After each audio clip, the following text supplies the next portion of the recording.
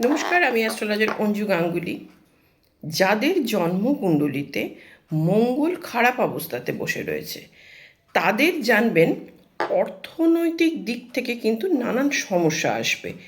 এই অর্থনৈতিক সমস্যা জন্মকুণ্ডলিতে যদি থেকে থাকে তাহলে কিন্তু দেখা যাবে সেই জাতক বা জাতিকা অর্থ উন্নতিতে বাধা আসবে, জীবনে চলার পথে নানান রকমের বাধা তাকে সম্মুখীন হতে হবে।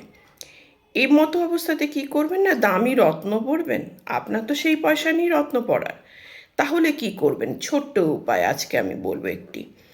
বাজারে সাদা বাতাসা পাওয়া যায়, দেখেছেন? সেই সাদা বাতাসা কিনে আনবেন এবং সেই বাতাসা একটা লাল কাপড়ের, রুমালের মতন একটা কাপড় নেবেন।